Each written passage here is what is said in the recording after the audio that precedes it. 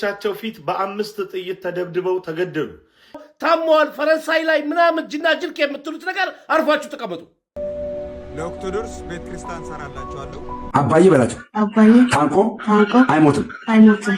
ወረቀቱ ዶክተሮች ጠይቆ ምንም ነገር አልተገኘም። ምራት ምስክሬ ናት። ባላችሁበት ቦታ ሁሉ ማለት ነው እግዚአብሔር ያሳየኛል። የእናንተ መጨረሻ በቂ ነው። ልጄ በጣም ነው የምወድ። 5 ሚሊዮንም በሉ 700 ሺህም በሉት ይሄ ገንዘብ ዳህን አያበላም ወይ? በቃ እኔ በዛ ከተባለ ሳምንት 2 ሳምንት በቆይ ነው በቃ እዚህ ምድር ላይ ይበቃኛል። በቃ ድንግል ማርያም ደስ የሚላት የሚደርቅ አበባ በዚህ ልክ ገዝተ ቤቷ ስታገባ ነው። ሰላምና ጤናን በያላችሁበት እመኝላችኋለሁ። ይህ ጊዜ የተሰኘ ፕሮግራማችን ነው። በየጊዜው የሚነሱትን ሀሳቦች ወደ እናንተ እናደርሳለን። እንደተለመደው ቤተሰብ ያልሆናችሁ ቤተሰብ እንድትሆኑ እንድትመዘገቡ በአክብሮት እንጋብዛለን። በተለያዩ ርዕሰ ጉዳዮች ወደ እናንተ እንደርሳለን። በተሻሉ ደግሞ ስራዎች ወደ እናንተ እንድንመጣ አቅማችን እንዲያድግ ደግሞ ብትችሉ ኢትዮጵያ ላይ ያላችሁ በቪፒኤን ብትመለከቱን ለእኛ ትልቅ የሆነ እንግዲህ እገዛ ነውና ሁላችሁም በቅንነት ቤተሰብ ስለምትሆኑና ስለምትመለከቱን ስላከበራችሁን ከልብ እናመሰግናለን። ከውድ ጊዜያችሁ ላይ መስዋዕት አድርጋችሁ ስለምትመለከቱት ጭምር እናመሰግናለን ለማለት ፈልጋለሁኝ። ወደ ዛሬው ርዕሰ ጉዳይ ቪዲዮዎቻችን እናልፋለን። እናንተ እስከዛ ስራችሁን ስሩ። አላሁ አክበር ማሻአላህ። ዛሬ ደግሞ ጀርመን ኬል የምትባል ከተማ መጥቼ የሚገርም መስጊድ ነው ማሻአላህ። ዱባይ ያለሁት ነገር ነው የመሰለኝ ወላሂ። ታችሁ ውድ ኢትዮጵያኖቼ ስዊዝ ነኝ ያለሁት። ከነራ ማሌ ማፍከቦሩላል እንሳን ቶሉ ነምኒ ዋዳካል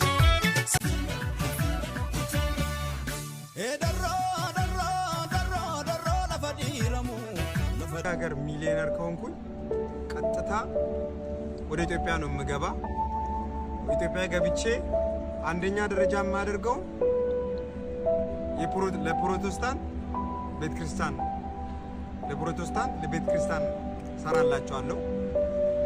ለኦርቶዶክስ ቤተክርስቲያን ሰራላችኋለሁ። ከዛ መስጊድ ሰራላችኋለሁ። ከዛን ያልተማሩትን ሰዎች እንዳለ እንድማሩ ትምህርት ቤት በየገጠር ቤት እየሄድኩ ትምህርት ቤት ከፍታለሁ። ወደ ሕክምና ቦታ መጣሁኝ። ምንም ነገር በሽታ ሊታወቅ አልቻለም። አሁንም የወረቀቱ ዶክተሮች ጠይቆ ምንም ነገር አልተገኘም አለኝ። ይኸው እኔ ባለፈው ምንም ነገር ሊያገኙ አልቻሉም እና ወንድሞቼ እናቶቼ በጣም ያሳዝናል። እንግዲህ አሁን ያሳየኋችሁ ቪዲዮዎች እንግዲህ በአብዛኛው ሰው ላያውቀው ይችላል፣ ግን ደግሞ ስሙ ጃፈር ይባላል። ጃፈር ኮሜዲ በሚለው ይታወቃል። ይህ ወንድማችን እንግዲህ የሚኖረው ፈረንሳይ ነው። የተለያዩ ቲክታከር እንደመሆኑም የተለያዩ ሀገር ላይ የሄደ ቪዲዮዎችን በመስራት ይታወቃል። የሚከተለው ደግሞ የእስልምና እምነት እንደሆነ ያው እንግዲህ በቪዲዮዎቹ እና በውሎቹ ሁሉም ሰው ያውቃል ማለት ነው። እና አሁን ላይ ደግሞ እጅግ በጣም ከባድ የሆነ ነገር አጋጥሞታል። እስቲ ቪዲዮ እንስማ። በጣም ኪሎ በጣም ነው የቀነስኩት፣ ምንም እንደምታዩት ነው። እና አሁን እኔ ወደ ሀገሬ ወደ ኢትዮጵያ እንድታስገቡኝ ነው የምፈልገው። እጄ እናቴ ጋር ዱዓ እንድታስደርግልኝ ነው የምፈልገው። እናቴ እዛው ታስታመመኝ፣ እንድትረዱኝ ነው የምፈልገው ኢትዮጵያኖቼ። እኔ ዛሬ አጠገባችሁኝ እርዳታቸውን የምጠይቀው በጣም ሺህ ሰዎችን የምረዳ ሰው ከራሴ ትቼ ለሰው ልጅ የምኖር ሰው ነበርኩኝ እና በጣም አመሰግናቸዋለሁ። ጃፈር ይህንን ነገር ሼር ሲያደርግ ከመረዳቱም ስለ ልጁ ከማሰቡም በላይ እያንዳንዳችን ህይወት ላይ እንደሚመጣ ማሰብ መቻል አለብን። ጃፈር ላይ የደረሰው ነገር እኔ ላይ ስላለመድረሱ ምንም አይነት ዋስትና የለኝም። ምንም አይነት ገንዘብ ሊኖራችሁ ይችላል፣ ምንም አይነት ጤና ሊኖራችሁ ይችላል። ነገር ግን ምንም አይነት ዋስትና የላችሁም ስላለመድረሱ እና ጃፈር እንግዲህ ፈረንሳይ ላይ እየኖረ ብዙ ስደተኛ ኢትዮጵያን ወጣቶችን ሲያግዝ የነበረ ልጅ ነው። እንግዲህ በጣም ክፉ ጊዜ ላይም ደርሰናል ብዬ ጊዜን መኮንን አልፈልግም። ግን ክፉ ሰዎች አሉ። በጣም ልንጠነቀቃቸው ወደ ህይወታችን ውስጥ ማስገባት የሌለን በቃ ወደ ህይወታችን ውስጥ ልናስገባቸው የማይገባን ክፉ ሰዎች አሉ እና ሁልጊዜ በየዋህነት ነገሮችን ማየትና መልከት በጣም ዋጋ ያስከፍላል። ይህንን ሁላችንም በህይወታችን አይተነዋል፣ ተምረነዋል። እና እንግዲህ ጓደኞቹ የገዛ ጓደኞቹ ያቀረባቸው ጓደኞቹ መድኃኒት አብልተውት ህመሙ ሊገኝ አልቻለም። እጅግ በጣም በስቃይ ውስጥ ነው ያለውን ነገር አጥቷል። ሕክምና ውስጥ የተሰቃየ ነው ያለው፣ ግን ህመሙ የለም። በቃ ግን ያመዋል፣ ሰውነቱን እየቀነሰ ነው። እንግዲህ ወጣት ነው ይሄ ልጅ፣ በጣም ስፖርተኛ የሆነ ወጣት ነው። በቃ በጣም በብዙ ሲሰራ የነበረው ወጣት ነው እና ምንም የሰው ልጅ ምንም ይሁን ሃይማኖት እሹ የሚኖርበት ሌላውን የሚጥላ ብሔር እሹ የሚኖርበት ሰው እኔ በዚህ ልክ ነው ማየው። ስለዚህ እኛ ላይ የሚደርስ ነገር ደስ የሚለኝ ቃል አለ እና ጠላቶቻችሁን ውደዱ። በቃ ለሚያሳድደዋችሁ ሁልጊዜ በቃ መርቁ ማለት ለሚያሳድደዋችሁ መልካም ነገር ተመኙ። ይሄ ልጅ ምንም ነገር ሊኖርበት ይችላል እና ሰው በመሆኑና እዛ ጋር ለሰዎች ነው መልካም የሆነው። እሱን የሚመስሉ ሰዎችም ሊሆኑ ይችላሉ፣ ግን ለሰው ብቻ መልካም በመሆኑ ልናግዘው ይገባል ብዬ አስባለሁኝ። ነገር ግን በተቃራኒው ሌላ ክስ መጥቶበታል። በተለይ የነ እንግዲህ መማር ቤት እርዳታ ልናሰባስብለት ይገባል። ውጭ ሀገር ላይ ነው ያለው። አስቡት፣ ረቂቅ የሆነ እንግዲህ ያበሉት መድኃኒት ረቂቅ ነው። አንዳንዴ በመንፈሳዊ ነገር ብቻ የሚታይ እንጂ በሕክምና የማይታይ በጣም ብዙ ሺህ ነገሮች አሉ። ሰዎች የሰሩት መሳሪያ ማያገኘው በሽታ አለ። ልንማርበት ይገባል። ለዚህ ነው መንፈሳዊነታችሁን በተለይ ክርስቲያኖች ከህይወታችሁ ውስጥ አታውጡ። በቃ አታውጡ። ከፈጣሪያችሁ ጋር ያለውን ሰንሰለት አትበጥሱ። በኃጢአት በበደል በዝሙት በተለያዩ ነገር ማለት ነው። ዝሙት ብትሰሩ የሰከንድ ስራ ነው። ብትሰርቁ የተወሰነ ደቂቃ ነው ደስተኛ የምትሆኑት። ስለዚህ ከፈጣሪያችሁ ጋር ያለውን ሰንሰለት አትበጥሱ ለማለት ፈልጋለሁ። ሰው ሲረዳ እንጠላለን ማለት አይደለም ወገን። ይሄ ቪዲዮ ሼር አድርጉልኝ። ለመማር ለተሴ ለሁሉም እርዳታ እንረዳለን ለምትሉ ሰዎች የወጋ ቢረሳ የተወጋ አይረሳም የሚል አማርኛ አለ። ስሙ፣ በደንብ አድርጋችሁ አድምጡኝ። ትናንትና የአማራ ልጆች አህያ ናቸው ሲል የነበረ ሰው፣ በኦርቶዶክስ ላይ ሲያፌዝ የነበረ ሰው ዛሬ እንርዳው፣ ዛምስታክ ማክሰኞ እንርዳው፣ ታሟል፣ ፈረንሳይ ላይ ምናምን ጅና ጅልቅ የምትሉት ነገር አርፋችሁ ተቀመጡ። የወጋ ቢረሳ የተወጋ አይረሳም ይባላል። ምንድን ነው የእኛ የኦርቶዶክሳውያንና የአማራ ልጆች ደማችን ደመከልብ ነው እንዴ? እኛ ስንሞት ሲያፌዝብን የነበረ ሰው ዛሬ ሊሞት ነውና እንርዳው። ምን አይነት አማርኛ ነው? መማር አርፈሽ ተቀመጪ። 1 ሚሊዮን ከምናምን ኦርቶዶክሳውያን ይከተሉሻል። አንድም ስለ ኦርቶዶክስ ድምፅ አልሆንሽም፣ ዝም ብለንሽ ነበር። አሁን ግን አፍሽን ስትከፍሽ ከልቤ ነው። አድርሱልኝ ለሷ። አርፈሽ ተቀመጭ እንዴ! በህዝብ እንባና በህዝብ ደም ላይ እንግዲህ ለዚህ ልጅ እርዳታ መሰብሰብ የለበትም። ምክንያቱም ኦርቶዶክስን እንዲሁም ደግሞ የአማራን ማህበረሰብ ወይም ብሔርን ሲሳደብ ነበረ። ስለዚህ ለዚህ ልጅ ምንም አይነት እርዳታ ማድረግ አንፈልግም የሚሉ እሳቤዎች ተነስተዋል ማለት ነው። እኔ ማለት የምፈልገው ነገር ሰብአዊነትን ከሃይማኖትም እንዲሁም ደግሞ ከብሔርተኝነት አውጥተን ማየት አለበት ብዬ አስባለሁ። እውነታው የቱ ጋር ነው? ወዴት ነው? ይህን ነገር ውስጥ መግባት አልፈልግም፣ ግን ሰብአዊነት ይኑረን የሚል እሳቤ ብቻ ነው ያለን። መርዳት ያለብን እንርዳ። በዚህ ልክ ደግሞ በብሔር በሃይማኖት ያለን ቁርሾ ራሱ ልክ አይደለም። ይህንን ልክ ባለመሆን ውስጥ እናስቀምጠው። እኛ ሰው እንደመሆናችን በሰውነታችን እንተባበር ለማለት ነው የምፈልገው። እናንተስ በዚህ ልጅ ዙሪያ የተነሳውን ጉዳይ እንዴት አያችሁ? ያላችሁን ሀሳብ አስተያየት አስቀምጡልኝ። የምር ግን እኔ ልጁ አሳዝኖኛል። መልካምነት እጅግ በጣም ዋጋ የሚያስከፍልበት ዘመን ላይም እንደደረሰን ነው የሚሰማኝና ካህኑ በቤተሰቦቻቸው ፊት በ5 ጥይት ተደብድበው ተገደሉ። ይህ ደግሞ የሆነው በባቲ ኦሮሚያ ልዩ አስተዳደር በጎህ ጽባህ አቡነ ተክለ ሃይማኖት ቤተ ክርስቲያን ነው። ቄስ ፍሬው ሀብታሙ ይባላሉ። በደብሩ እጅግ የተመሰገኑና የተወደዱ የረጅም ጊዜ አገልጋይ የነበሩ አባት ናቸው። ከምሽቱ 3 ሰዓት ላይ ቤታቸው በድንገት ተንኳክቶ የድረሱልኝ ጥሪ ለፖሊስ ቢያሰሙም ነገር ግን ማንም ዞር ብሎ ሳያቸው ገዳዮቻቸው በሩን ገንጥለው ከፍተው በመግባት በሚያሳዝን ሁኔታ ባለቤታቸው ላይ የአካል ጉዳት በማድረስ እሳቸውን ደግሞ መጀመሪያ ጉልበታቸው ላይ በጥይት መተው በተኙበት ግን በ5 ጥይቶች ደብድበው ገለዋቸዋል። ዛሬ ይህንን ቪዲዮ ስሰራ አንድ ነገር እንዲታወቅ ስለፈለግኩ ነው። ቀድመው አባታችን ድረሱልኝ ብለው ጮኸዋል። ከዛም በኋላ ደግሞ እንደ መደበኛ ታሞ እንደሞተ ሰው ተቀብረው ጉዳያቸው ተረስቶ ዝም ጭጭ መባሉ እጅግ በጣም የሚያስገርም ነው። ሁለተኛው እዚህ ላይ ልጨምረው የሚፈልገው ነገር ሁልጊዜ ምንድን ነው የምንናገረው? ቦታና ሁኔታ እንደዚሁም ቀንና ሰዓት ይለያይ እንጂ የገዳያችን እጅ አንድና አንድ ነው። የእጁ አናት መንግስት እጅ ሆኖ እየሰራ ያለው ደግሞ የዋሃብያ ክንፍ በልዩ የታጣቂ የዳቦ ስም። ይህ ይታወቅ። የአባታችን በረከታቸው ትድረሰን። ሁላችንን እግዚአብሔር አምላክ ያጽናን። አይደለም እምላችሁ ያስጨክነን፣ ያበርታን። ጥርሳችንን ነከስ አድርገን በዚህ ዘመን እናት ቅድስት ቤተክርስቲያናችንና እኛ ልጆቿ ላይ የተጋረጠውን ችግር እንድንመለከት አይነ ልቦናችንን ያብራልን። እንግዲህ ለአርሲ ፍትህ ማለት እንፈልጋለን። አሁንም ወገኖቻችን እንግዲህ በዚህ መንገድ በተናጠለም እየተገደሉ ነው የሚገኙት። ስለዚህ ለአርሲ ፍትህ ለማለት ፈልጋለሁ። ወደ ቀጣዩ ቪዲዮ ደግሞ ሳልፍ እንግዲህ ትልቅ የሆነ አንድ ቪዲዮ አገኛለሁ። ይህ ወንድማችን ከዚህ በፊት እንግዲህ የሌላ ሃይማኖት ተከታይ ነበረ።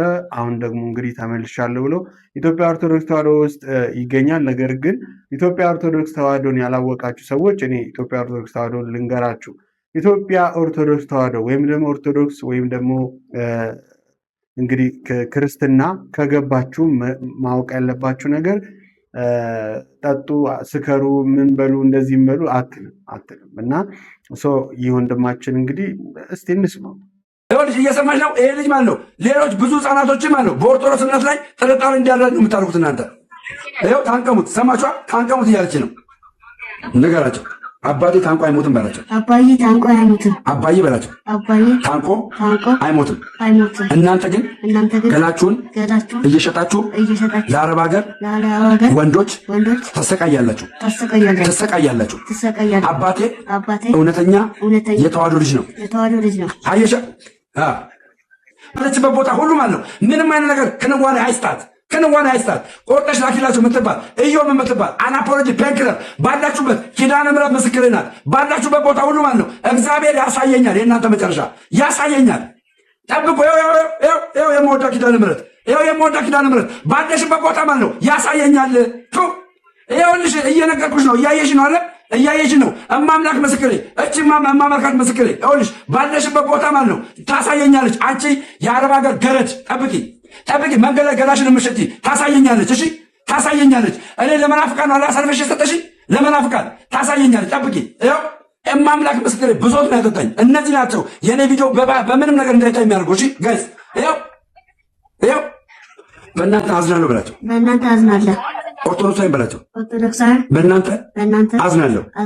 ሜዳ ላይ ተኝታ ፊቷን በማታሳይ በማትታወቅ ሴት አባቴን ቀየራችሁ። አዝናለሁ። ሂድ ተኛ፣ በቃ ተኛ፣ ሂድ ተኛ።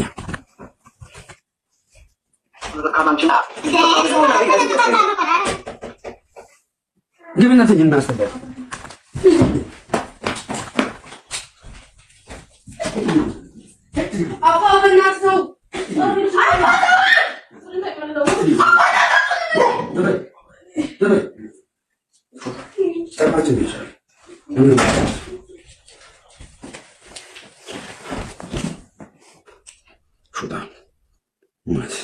መናፍቅ እንዴ ያሰገኝ መናፍቅ ነው።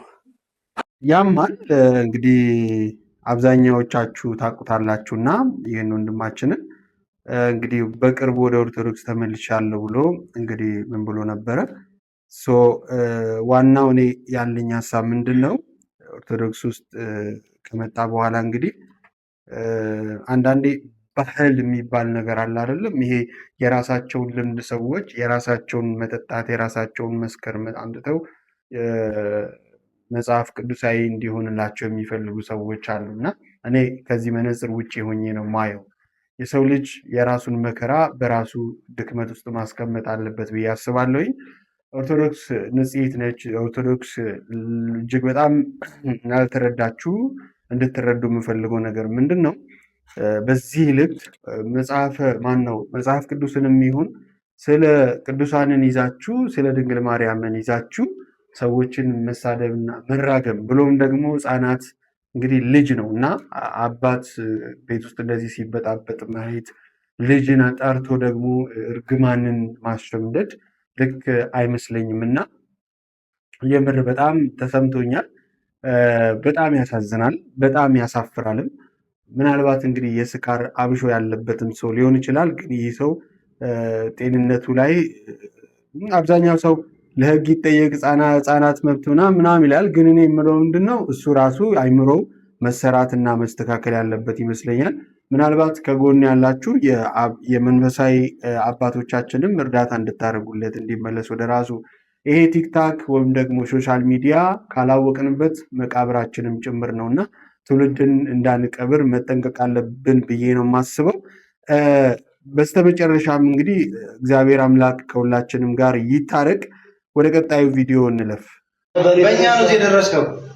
ምንቱ ትነሳ ገብቼ ሰላም ስለህ ሰላም ለምድሮ ማለት ሰላም አልኩ። ከሰው ጋር እየተነጋገርን አልኩ አይደል? ሌላ ምንድን ነው የምትፈልገው?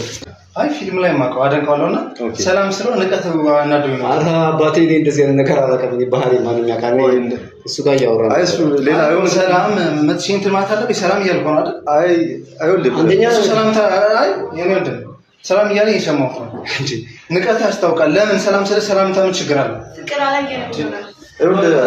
አይ አላየውም አልኩ አይደል? መጀመሪያ ከሱ ጋር ያወራ ነበረ። ሁለት እኔ መግባትንም ጭራሽ ትራማኩ ከሱ ጋር። ይህ የፍራንክ ቪዲዮ ነው። ያን ያህል እንግዲህ ተለምዷል። አሁን ውሸት ማህተብ ተመቶላት ፍራንክ ብቻ ምንም በሉ ተለምዷል። በነጮች ባህል ውስጥ እንግዲህ ይሄ ልጅ ፍራንክ ነው የሚሰራው። አብዛኛው አርቲስቶችን እየዞረ እንግዲህ ፍራንክ ያደርጋል በሚል ነው። ይወቁትም አይወቁትም አክቲንግ የሚሆን እኛ አንደኛው ድራማው ነው የሚሻለን። ድራማው እንግዲህ ኦልሬዲ ለምደን ጨርሰናል። አይምሯችን ድራማ ተውኔቱ ምናምን ኦልሬዲ ምንም አይደለም። አንዴ አክሽን ስትባል ካሜራ ፊት አንተም ተዘጋጅተህ የምትመጣው ራስን አሳምነ ነው። የሚያየውም ሰው ድራማና ፊልም ሲከፍት ራሱን አሳምኖ ነው የሚያየው። እንደዚህ አይነት ፍራንክ እንግዲህ ላይፍ ላይ ነው ህይወት ላይ ነው የሚሰሩት ያለ ስክሪፕት ብቻ የተጻፈ ውሸት ማለት ነው። እና ለትውልድ ግን ምንድን ነው ጥቅም? ይህ አርቲስት የተከበረ አርቲስት ነው። በጣም የምወደው የማከብረው አርቲስት ነው። ሀቁን ለመናገር አርቲስት ዘላለም ማለት እጅግ በጣም የሚገርም አርቲስት ነው እና እንደው ብንመርጥም ጥሩ ነው። አንዳንዴ ከፍንዳታዎቹ ጋር እንደፈለጋችሁ ነው፣ ችግር የለውም። ግን በዚህ ልክ አንጋፎች ጋር ሄዳችሁ ባትቀልዱ ደስ ይለኛል። ምክንያቱም ውሸት ነው ብለን መጨረሻ ላይ ካሜራ እናሳያለን። ምንም ይሄ ምንድን ነው? ስብዕናቸው ሞራላቸውን እነኚህ ሰዎች ተናደው የሆነ ነገር ቢያደርጉ የሆነ ነገር ቢፈጥሩ ምናምን አስባችሁታል? እኔ አላቅም።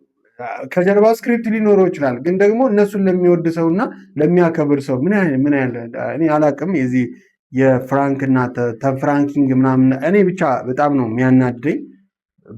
አልወድም። በቃ ይሄ ፍራንክ ነው ምናምን የምትሉትን ነገር አይመቸኝም። ያለ ቦታ በተለይ ደግሞ ሲሆን እና እኔ በጣም ነው የተሰማኝ። የአርቲስት የዘላለም ፍራንክ በጣም ነው የተሰማኝ። ውሸትን ደግሳችሁ ለምን ሰላም አላልከኝም በሚል እሳቤ በዚህ ልክ ከፍ ዝቅ ሲያደርገው ማየት ራሱ ልጁ አንዳንዴ ያናድደኛል። እና ያናድደም ታየዋለህ፣ ለሱ ገቢ ነው። ግን ለአርቲስቶቹ ምንድነው ጥቅሙ? ከዛ ደግሞ ፍራንክ ላደርግ ፈልጌ ነው ወይኔ ስብዕና እንደዚህ ያለመናገር ምናምን። እንዴ የሰው ድብቅ የሆነ ስስ ነገር ከነካችሁ በኋላ እንዴ የሰውን ሊናገር ይችላል፣ የሆነ ነገር ሊያደርግ ይችላል። የዛኔ ደግሞ ልታዋርደው ነው። ፍራንክ አደረጌ፣ እንደዚህ አደረገኝ፣ እንደዚህ ገደለኝ፣ እንደዚህ ተሳደበ ልትል ነው እንዴ? ይሄ ሊቆም የሚገባ ነገር ይመስለኛል። እና እናንተ ሀሳብ አስተያየታችሁ ምን ይመስላል? እዚህ ቪዲዮ ላይ ያላችሁን አስቀምጡልኝ። ግን በጣም እኔ ስለተሰማኝ ነው ይህን ቪዲዮ ወደ እናንተ ያመጣሁት። በስተመጨረሻ እንግዲህ ብዙ ወጣቶች እንግዲህ እየተመረቁ ይገኛሉ። በተለይ ይህ ጊዜ የምረቃትም ጊዜ እስከሆነ ድረስ እና አንድ ወንድማችን እንግዲህ ተመርቆ ስራ በማጣት ይችን ምድር 1 ሳምንት ነው የቀረኝ እያለ ብቆይም እንግዲህ ቀናቶች ናቸው እያለ ነው። እና እስቲ ቪዲዮን እንየው። በቃ በቂ ነው። ልጄ በጣም ነው የምወድ። በጣም በጣም እወድሃለሁ።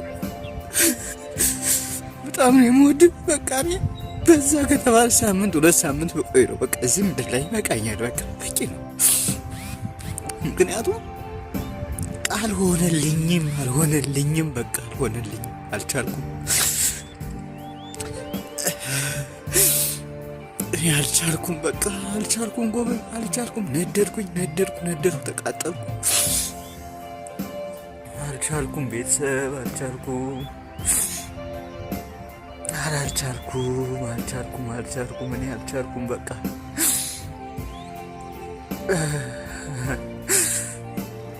ይበቃኛል። በቃ ከአሁን በኋላ ማርያምን ኑሮን ለማሸነፍ በቃ የምር በቃ በባዶ እግሬ ልሄድ ምንም አልቀረኝም። በቃ ጫማ እንኳን ደህና ጫማ የለኝም። እየሰራው ለቤት ክራይ ነው። ከዛ በላይ እንኳን የሚተርፈኝ ነገር የለም። ባይዘው ይሄ ብቻ ለማሆን ያስለቀሰኝ ምክንያቱም በጎች አወፍሬ ሽጬ በቃ ራሴን እለውጣለሁ፣ ቤተሰቤን እለውጣለሁ ብዬ በጎች ገዝቼ ነበረ ከ2 ወር በፊት ማለት ነው። የፋሲካ ጾም ገዝቻቸው የእንቁጣጣሽ ሸጣቸዋለሁ ብዬ በጎች እያደለፍኩ ነበር። 1 5 6 7 በጎች ነው የገዛው። ያው የተሸጡ አሉ፣ ግማሾቹ ተሽጠዋል። 3ቶች ሽጫለሁ። በጣም በቃ የለፋሁባቸው መከራ ያየሁባቸው ምርጥ በጎች ነበሩ። ቢያንስ በቃ እነዚህን ሽጬውን ነገር አድርጌ ከዛ በቃ ወደሆነ ነገር ደግሞ ቀስ አድርጌ ለወጥባቸዋለሁ፣ አድግባቸዋለሁ ያልኳቸው የለፋሁባቸው 3 ወር ከምናምን የለፋሁባቸው በጎች ስንት መከራ ያየሁባቸው ገንዘቤን እያወጣሁ በጣም ልብ የሚነካ ነው። እንግዲህ ህይወት ፈተናዋ ብዙ ነው ቤተሰቦቼ እና ወጣት በተለይ ወንድ ስትሆኑ ህመማችሁን የሚያዳምጥላችሁ አይዞ ባይ ማንም የለም እና በብዙ ትፈተናላችሁ። ሁልጊዜም ድሃ ሆኖ ወንድ ሆነ ድሃ ሆነ ስትፈጠር በተለይ ልጆች ወልደ ምናምን የሚኖረው ተጽዕኖ 1-2 አይደለም። ምክንያቱም አንተ ድህነትን የሆነ በቃ አንተ እየሞከርክ የሆነ ነገር አልሳካም ሲል አብዛኛው ሰው የሚፈርደው ሴቷ ላይ ብቻ አይደለም እና አንተ ላይ ነው የሚፈርደው። ወንድ ልጅ አይደለ እንደዚህ አድርግ አታረግም፣ እንደዚህ አታረግም የሚባሉ እሳቤዎችም አሉና እንግዲህ በዛ ላይ ደግሞ ተምረ መስራት ሲጠበቅብህ ወር መስሪያ ቤት ሄደህ ስታመለክት የብሔር ምንድነው አለ ሰው በመተዋወቅ ነው ሰውን የሚቀጥረው፣ አንዱን የሚስበው፣ አንዱን የሚያግዘው።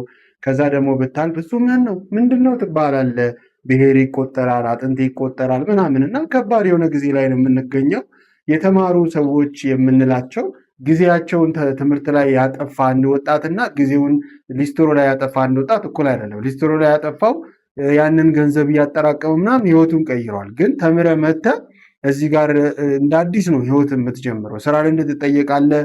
ለዛ ለተማርከው ጉዳይ ራሱ ግዴታ የምንድነው የትሬዲንግ የፍሪ ሰርቪስ እየሰጠ የስራ ልምድ የምትለምድበት በተግባር በወረቀት ከተማርክ በኋላ በወረቀት ከተመረ መሬት ላይ ደግሞ ትሬዲንግ የምታደርግበት ካምፓኒ የለም፣ ሲስተም የለም እና ስራ ልምድ ትጠየቃለህ ከትምህርት ቤት እንደወጣ ማለት ነው። እና ግዴታ ወርደ መስራት እሱ ብቻ ሳይሆን እሱ ለመስራት በሄድና ምናምን ኮተት አለበት እና እጅግ በጣም የሚያስከፋ ነው። እኔ የዚህ ወንድማችን ብዙዎች ይመረቃሉ፣ ግን ብዙዎች የት ሄዱ ብሎ የሚመረምር የለም። ጥቁር ጋውን ከነ ምናምን ይጫንባቸዋል፣ ግን ምን አግኝቷል፣ እንዴት ሆነዋል፣ ህይወቱን እንዴት እየኖረ ነው፣ በምን አይነት ሁኔታ ውስጥ ያለው የሚላችሁ የለም። አብዛኛው የዛሬ ዓመት የተመረቀው የት እንዳለ አይታወቅም። ግማሹ ሌባ ነው፣ ይሄው በግ የሚሰርቀውም ከአንዱ ሊሆን ይችላል እና ግማሹ ደግሞ አጭበርባሪ ነው። ግማሹ ደግሞ ይመጣና እንዳለው አድቫንቴጅ ሀገር የሚያፈርስ ቃላቶች፣ እናትን የሚያስገድል የጦርነት ወሬ ምናምን ያወራል። ወዶ አይደለም ቲክታክ ላይም ወር ሶሻል ሚዲያ ላይ እየመጣ የሚዘባርቀው የተማረው አልሳካለት ስላለ በተማረው ፕሮፌሽናል ሄዶ እኮ ስራ ቢያገኝ የሆነ ነገር ቢያደርግ እኮ ወጣቱ ውስጥ አይገባም እና ወጣቱ መታከም ያለበት ይመስለኛል። እኛ መታከም ያለብን ይመስለኛል። እና እናንተ ስለ ወጣቱ ያላችሁን ነገር ምን ይመስላችኋል? አብዛኛው እንግዲህ ተስፋ እየቆረጠም እየሞተም ይገኛል እና ዳታው እንግዲህ የሚቆጥር ብዙ ጊዜ የህዝብ ብዛት ይሄ ነው ይባላል። ግን ስንት ሰው አብደዋል? ስንት ሰው ጤና አጥተዋል? ስንት ሰው ተምሮ ስራ ፈተዋል? ስንት ሰው በብሔር መድሎ ደርሶበታል? ስንት ሰው በሃይማኖት ብዙ ነገር ማስተዋል ያለብን ይመስለናል። ከተማ ውስጥ ውር የምትል የሰርግ አበባ ነበረች እና አሁን ደግሞ ወደ ቤተክርስቲያን መታለች። እኔ ለቤተክርስቲያን አንዳንድ ጊዜ ለቅዱሳኑ የምንሰጠው ክብር በሚደርቅ አበባ ሊለካ አይገባም። ለቅዱሳን ምንም ብንሰጥ ራሳችንን ብንሰጥ በቂ አይደለም። ለእግዚአብሔር ራሳችንን ብንሰጥ ራሱ በቂ አይደለም። ራሳችንን ራሱን ብንሰጥ እኔ ለምን ለቤተክርስቲያን ተሰጠ፣ ለምን ይሄ አበባ ቤተክርስቲያን ገባ አይደለም ጥያቄ። ከወዲሁ ላሳስባቸው የምፈልገው ነገር ማለት ነው። ነግሬሽ ውስጤ አዘገየ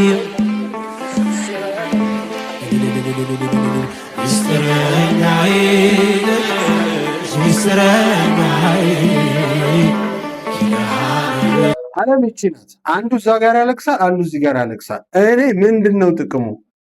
የሚደርቅ አበባ ይሄ ሁላ ገንዘብ ፈሶበት እንጦጦ ማርያም መግባቱ እኔን ምንም ቅሬታ የሚፈጥርብኝ ነገር የለም።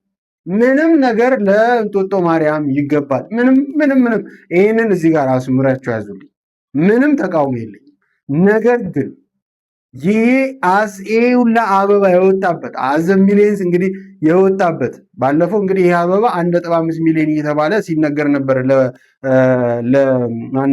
ለሽምግልና ሲሄድ ሲነገር የነበረው ማለት ነው። 1.5 ሚሊዮንም በሉት 700 ሺህም በሉት ይሄ ገንዘብ ዳህና አያበላም ወይ? ድንግል ማርያም ደስ የሚላት የሚደርቅ አበባ በዚህ ልክ ገዝተ ቤቷ ስታገባ ነው። ስለት ሊሆን ይችላል። እንደማይሆን ነገር ለምን እንሳላለን? ለምንድን ነው የማይሆን ስለት የምንሳለው? ልክ ነው ወይ ወገኖቼ? እኔ ልክ አይመስለኝም። በመጀመሪያ ስለታችን ሊስተካከል ይገባል። ስለትም ከሆነ ልክ አይደለም። የሚደርቅ ነገር ለቅዱሳን ምን ይሰራል? መጀመሪያ ራስህን መስጠት ነው። በክርስትና መኖር ነው። ንስሐ መግባት ነው። የተባለልን ድግሳችን ስጋውና ደሙ ነው። ስጋውና ደሙ መቀበል ነው።